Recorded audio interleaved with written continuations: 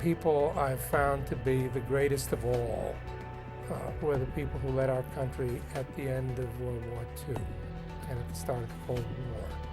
President Harry Truman, Secretary of State George Marshall, and his successor, Secretary of State Dean Acheson.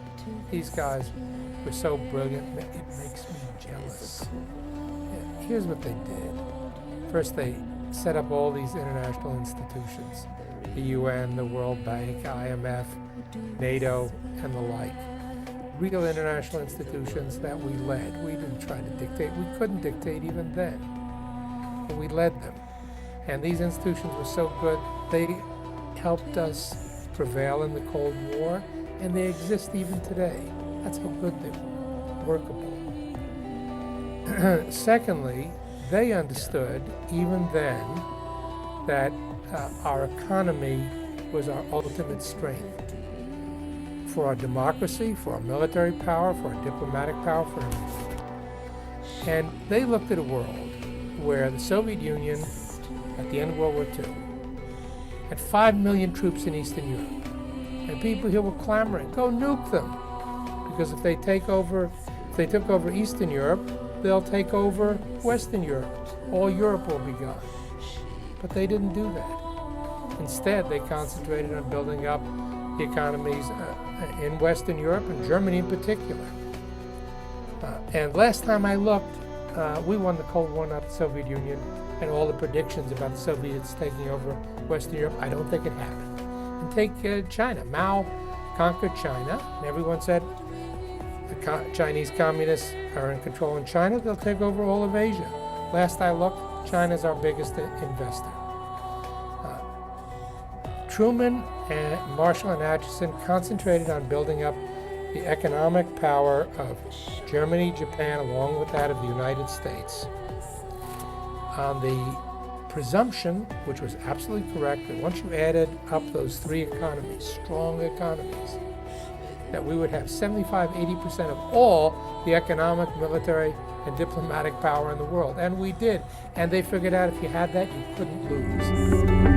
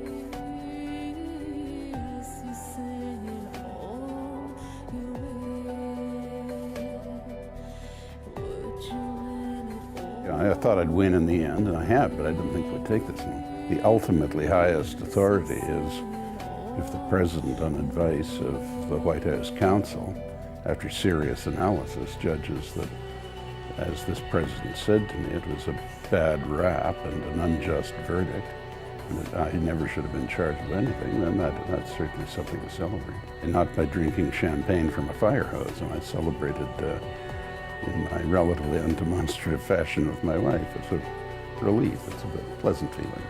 I've had a tremendous number of messages and phone calls, hundreds of them, and all but one or two are really very gracious. I had a very nice phone call from Rupert Murdoch. I hadn't spoken with him for many years.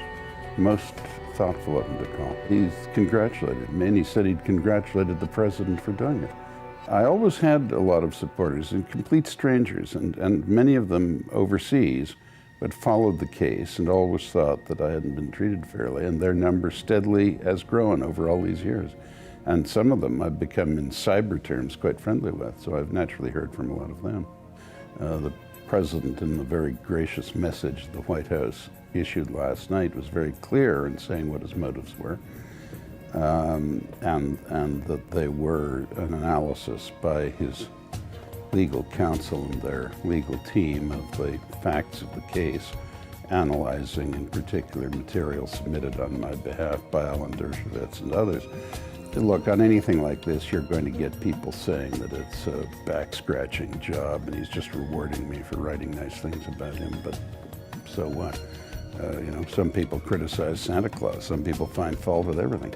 But there is a point to this. There's a terrible problem in the United States. The conviction rate is almost 99%, and 97% of that is without a trial. Look, there are a few people that did things that one doesn't forgive, but and there were a number of people that were a bit irritating, but they were just, you know, they were just falling in with the trend. I mean, I was terribly defamed for years. You know, once you've been through a fair bit of that, you don't pay much attention to it. But that's not the case now. Here and in England, I mean, here being all of Canada, whenever I go into a public place, I get strangers coming up and wishing me well and things. I feel comfortable. I don't feel a pariah. I think I was about 15 years ago, but I'm not now. I'm rebuilding my fortune, but in private companies and not much in this country. I had a great deal of publicity in earlier phases of my career, and it's a real pleasure to do things in a way that's not publicized and doesn't engage any controversy at all. The one good thing from all the legal problems was it gave me a lot of time to write. As you know, when all this stuff is posted around on the internet, you can light up the internet, and I often get Rush Limbaugh and people like that posting my stuff out. So it's actually quite an interesting, let's say not a career, but a hobby or pastime that developed with that. So you know, I've enjoyed that. That's one positive thing from all of this legal harassment I've had.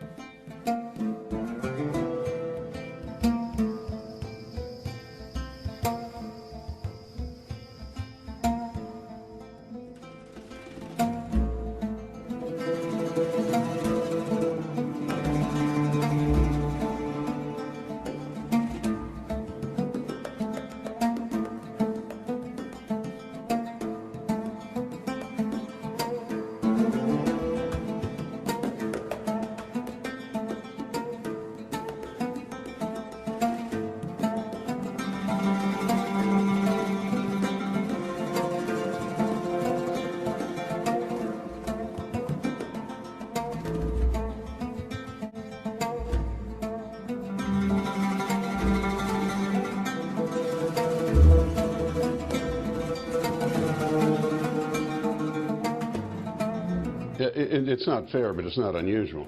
I must say, I had hopefully thought that Newsweek had gone down forever and we'd never see it again. I wasn't aware it had come back to life. But claiming the president is lazy is just outrageous. He's the hardest working president in our time. And incidentally, they do it how they do it. General Eisenhower played golf a lot. He was a good president. President Roosevelt was always commandeering cruisers and battleships to take him out fishing and playing poker with his friends, but he got his job done. And by the way, watching television, Eisenhower liked that, Ronald Reagan liked that. You can get things done. Well, I'm not in to get to the weeds of the story and whether that's a good or bad thing, but at least mention some of the other things. And there is a reluctance to do that. Maybe that's what a new chief of staff can do. I knew you had some choice words for Anthony Scaramucci. I just want to quote from one of your recent columns that was just outrageously good. You said, "The tide has turned finally. The ramshackle vendor's cart of the White House was steered into a pothole that could only be escaped with a ladder by Anthony the Mouth Scaramucci. The politically interested part of the country held its breath as Marine General John Kelly settled in as chief of staff, and everyone contemplated the most asinine, vulgar, and self-destructive utterance in the history of presidential spokesman." So I left out that particular utterance, but your point being that you're favorably impressed with the new guy in town. Yeah, I think he's a strong Marine Corps general, and after 1 week, which is not long, there have been no embarrassing tweets. Everyone seems to be on message, and I think the president is absolutely right to call this whole collusion thing what it is. It's just a smear job commissioned by Comey after he was fired, forcing the hand of a new deputy attorney general, with the attorney general having recused. The problem, by the way, I think the president had was not that Sessions recused, but that he had the memory lapse and forgot that he had the conversations that would require him to recuse. But they're over that now. That's fine. But I agree with what the president said in West Virginia last night. I was one of those who, in the Watergate days, which, by the way, started with leaks and setting up the plumbers to stop the leaks.